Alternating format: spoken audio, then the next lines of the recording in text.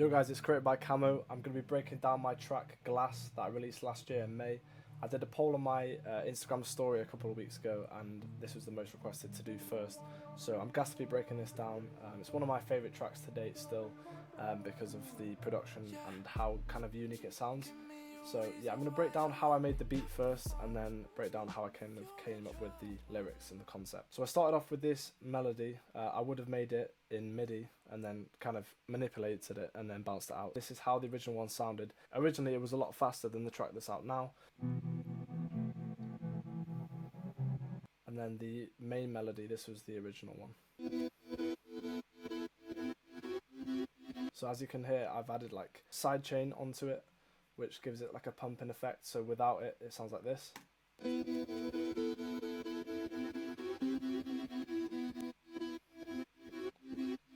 Kind of gives it a more bouncy feel. And then when I came up with that melody, I added some drums. So because the original track was a lot faster, it was almost at like kind of drill BPM. So I added a drill pattern of drums, but with some like different type of sounds. So I added like a shaker instead of a hi-hat. And the snare was a lot more closer to a live snare than like a typical drill snare. So this is how the drums sound.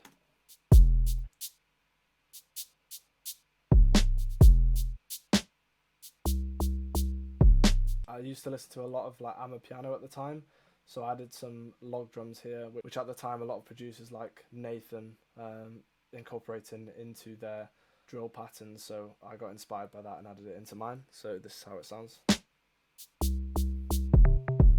Kind of adds a bit of a different, unique bounce to it.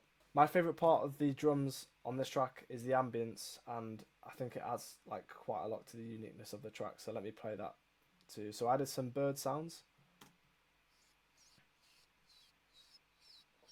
But as you can hear, it's also sidechained, so the same kind of pattern as the melody. So it gives that pumping effect. And then I think what gives the biggest addition kind of to the percussion in the track is the crowd noise. So without any sidechain or effects, this is how it sounds. I did kickstart again to this.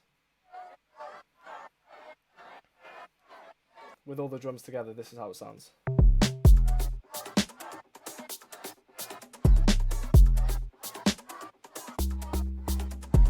But I like this beat so much, I wanted to kind of write to it, but I thought it was a bit too fast for me to kind of sing over. I thought, let me slow it down. So I used the Varispeed tool in Logic to slow the track down. It also pitched the track down.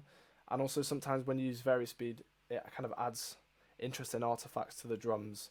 Because it's pitched down, obviously the drums will sound different with the sample being physically pitched down. So this is the beat with the melody that I started writing on.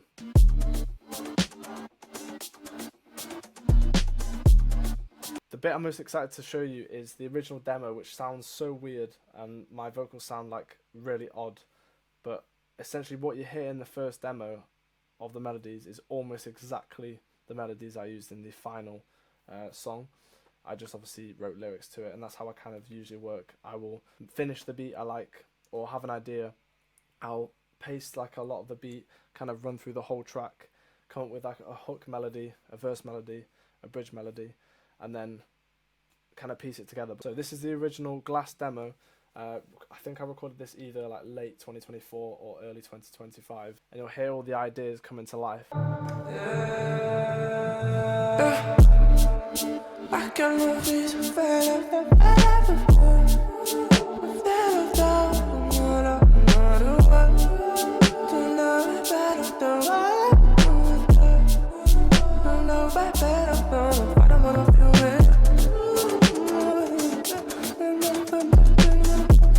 so you can hear all like the weird ambient vocals that I'm doing, but that kind of really gassed me up to like finish the track. So I'll show you how I incorporated the original demo into the final track, and a lot of the original like ambient vocals in the background I kept in because I like the vibe of them and how it's like the first or second kind of take that I did. I feel like sometimes the first take you have this no pressure kind of take where you kind of let loose because you know it's not going to be the final take, but I ended up leaving it in because it sounded really natural to me. So let me just play the ad-libs all together. So this is in the background and this was in the original demo. I just added more effects to kind of bury it more in the mix.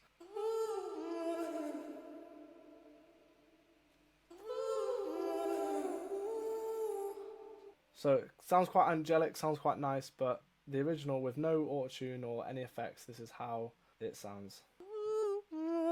So like proper weird take, but obviously with the tune in. Compared to the demo, this is how the final version sounded. Yeah, give me a reason why you won't pick up the phone. If you're in trouble, then I'll come right away. Don't know why you're being so unpredictable, but I'll be right there with you as long as you want me to stay. All I wanna know is will you have my back? Yeah, as you can hear, like almost every single syllable and melody was what was in the original demo.